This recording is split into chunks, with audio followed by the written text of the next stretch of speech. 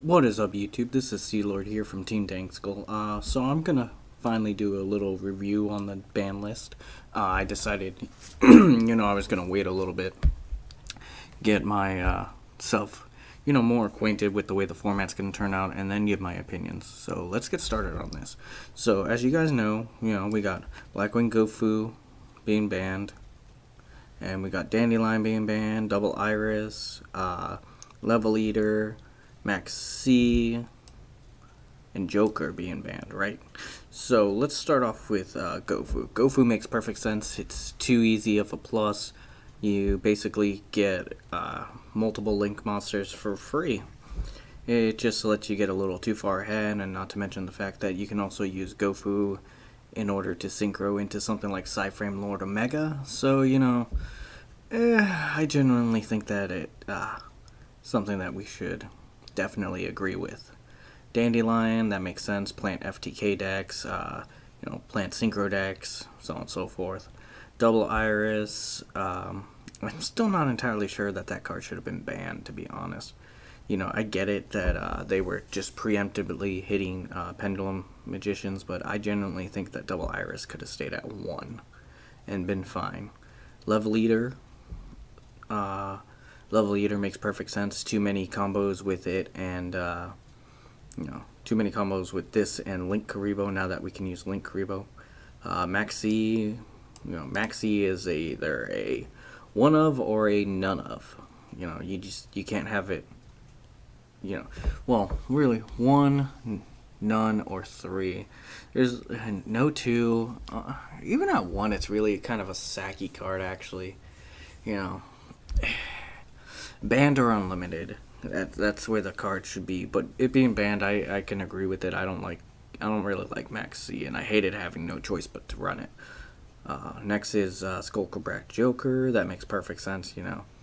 I can't disagree with Skullcrbat Joker. That card's pretty degenerate. It's a Stratos. It's just a pretty degenerate card.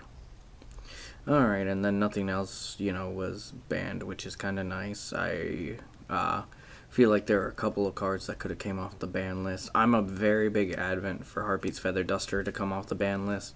I know some of you may not agree with me, but honestly, I think Harpy's Feather Duster should come off the ban list, especially since, some of the other stuff that I'll talk about later, and I'll explain why I think Duster can come off later because of those cards. Next, Apocaliport Towers to 1. The deck doesn't do anything, so who cares?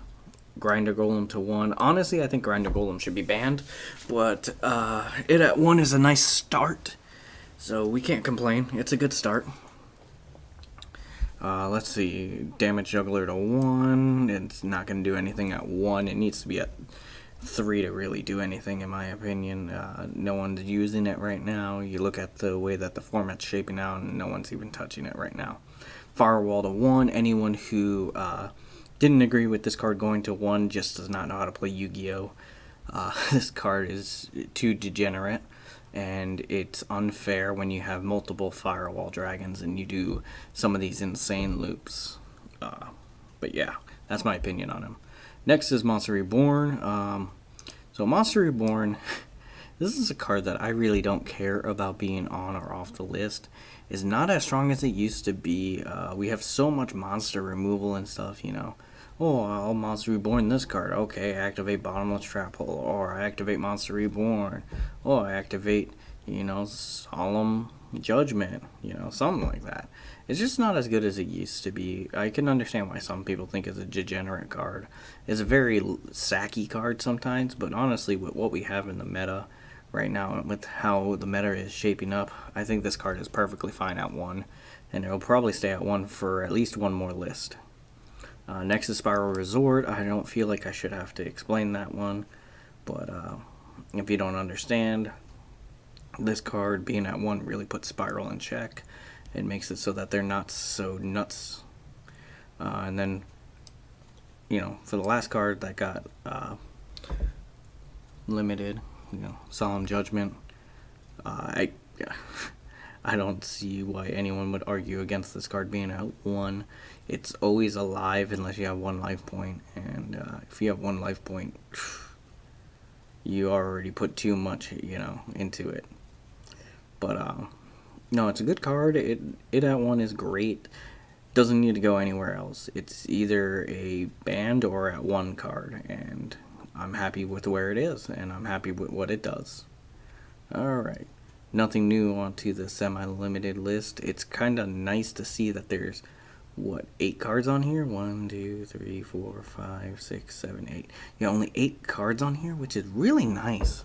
I can't remember the last time that our semi-limited list was so small, so it's a nice sight. And then finally, the cards that came off the ban list, Moral Tack. I don't care about that. Honestly, it's a good card, but I don't care about it. There's too many cards that protect themselves from targeting effects and everything like that. It's not that great, not as good as it used to be. BLS back to 3. Alright, that's fine. He wasn't really seeing play anyways. Card Trooper to 3. So I'm going to say this. Anyone who genuinely thinks that Troop Dupe Scoop is going to be a thing again is just, they're living on too much nostalgia. They're not paying attention to the meta. They don't know what's going on. They don't realize that Card Trooper is too slow to make a relevant impact. So anyone who tells you invest in Card Trooper, don't listen. It's not an investment-worthy card. Thunder King Ryo, yes, invest in this if you're going to invest in any of these ones that got put to 3. Thunder King Ryo, great card. It's anti-everything. It's really, really good. It hits those inherent summons with its special summon negating effect. Now, remember, it can't hit Monster Reborn, guys. It can't hit cards like Monster Reborn or Called Haunted, but it can hit like a Cyber Dragon effect or even a Kaiju effect, which is nice, The best thing about it is that it prevents cards, like Rhoda from being used and stuff like that. So it forces a player to work through that Thunder King first. So like, Trickstar Light Stage or Trickstar Candina, they kind of have to deal with this first, and its stats are good enough where Candina can't really get over it on its own. So, it's great that it's at 3, and honestly, I don't see it seeing a lot of play just because I think people are going to underestimate it. Next is Brionic. The errata makes it garbage. Brain Control, errata makes it garbage. El Shadal Fusion, I'm perfectly fine with that being at 3, especially since Construct's still banned. Though honestly, Construct should come back to 1, but that's another argument. Future Fusion, errata makes it garbage. Mind Control, oh my god. Don't know what they were thinking. I genuinely, when I look at this list, I see them trying to move us more towards like the OCG. And honestly, I really don't think that's a horrible thing, but at the same time, Mind Control at 3 can be abused really bad, and the fact that I haven't seen a lot of people using it is a little bit surprising. I think the main reason why is because there's so many cards that can't be targeted and everything like that, but I genuinely think Mind Control is just really good, especially since we're in the Link era and you can just Mind Control away one of their Link monsters, if they leave a Link monster like a Firewall Dragon, you Mind Control their Firewall Dragon, and then you utilize the Firewall Dragon's effect to special summon a monster that's, at one of its link points is when it leaves the field and everything like that. And then you can co-link it with another one of your firewalls or something like that, and then before your opponent's turn you can link it away if you want to and everything like that. It's too much versatility with Mind Control, and the fact that it's at 3 is nice, but I'm not sure how long it's going to stay at 3 if people start realizing how abusable this card is. So next is Preparational Rites. Yes, that's all I can say is yes. Ritual decks are not as strong as they used to be, so yes, 3, definitely. Sacrifice, it's the same thing as Oppo Cleaport Towers, just they're not a consistent enough deck even with the increases in them. Then we got Bottomless to 3, Ceasefire, Ojama Trio, and Torrential to 3.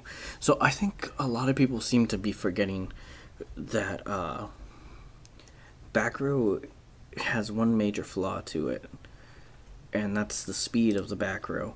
So, like you said it, that's great, but if your opponent activates something during end phase to get rid of them, well, then you're screwed. Night Beam will be pretty good again, because then you force the Night Beam on a Bottomless trap hole. You activate it, pop the Bottomless with it, kind of deal. And if they can't, even if they have another card they can chain to it, they can't chain the Bottomless in the end, so it's still good. And then, not to mention, there's so many decks that have monsters that have less than 1,500. So those monsters with less than 1,500 just avoid this thing completely.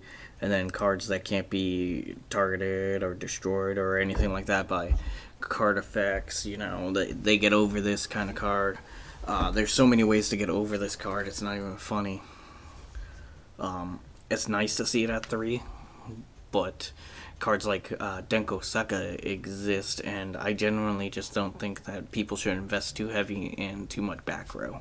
Just because a card like Denko Seka is probably going to start getting mained in a lot of decks if we see our format go to a trap-heavy format.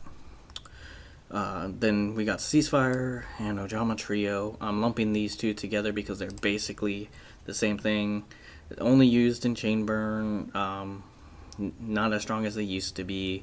Ojama Trio, the tokens can be used for a link summon, so no point on really using it. That's all I gotta say about that. Next is Torrential Tribute. Great strong card. Flaw, again, is the same thing I say with Bottomless Trap Hole, is that you activate something like Night Beam, or even if you activate like Trickstar Light Stage to freeze it, it kind of becomes useless.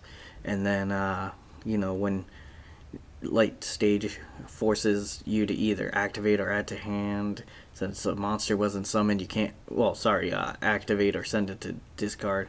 Since it can't activate when a monster is not summoned, it gets sent to discard. And that's the same with the Bottomless Trap Hole, if you use the Light Stage second effect to freeze the card and everything like that. So, honestly, I don't see them being as good as a lot of people seem to think they are. I think they're good, but I don't see them as good as a lot of people think they are.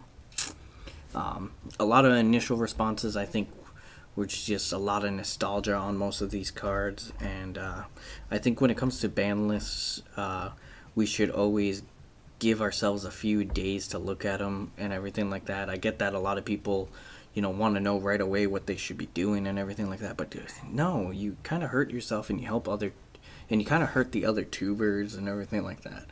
And honestly, you just need to wait and give them a chance to breathe it in and look through it and everything like that. I get the whole initial reaction thing, and I might for the next ban list do an initial reaction, actually turn on my webcam or something while I'm looking at the list and everything like that. But I just I the ban list came out and I hadn't gotten my new microphone yet, and I hadn't gotten my setup just the way I wanted it yet. So I didn't do it that way. I waited until after I got my setup. I also waited until after I could see the list in action. And I don't think it's as good of a ban list as people think it is. I think it balances everything, yes, but I don't think it's, oh my god, we're back to the old days of busted trap cards and everything like that. I genuinely think the ban list kind of put the game in check, and I say give it another 2 to 3 weeks and we'll be seeing the top decks will probably be Pendulum Magicians, Trickstar, and I'm gonna say most likely, and I'm not entirely sure if this is gonna be correct, but I'm gonna say most likely True Dracos. Those are probably gonna be like the top 3 decks for the format. The thing with Trickstars is I genuinely think Trickstars will eventually be the top one, because the Trickstar engine's so splashable. You really only need maybe 12 cards, and that's it, and then you can splash whatever else you want in there. So Trickstars, they could, if they really wanted to, main deck triple Denko Sekkas or main deck, you know, they could main deck the Spiral Engine or something like that, you know? They can do so much, and, you know, you can literally build a Trickstar deck that is meant to make it where your opponent's going to waste all their hand traps on the non-Trickstar cards. But, I think I'll do that at another video, maybe discuss Trickstars. But anyways, so this is my personal opinion on this ban list. So I hope you guys give your opinion on the ban list, and let me know if you want me to do a live reaction or you want me to do a calm analysis like I did this time. So, yeah, just let me know. Anyways, this is Sea Lord from Team Dankskull, signing out.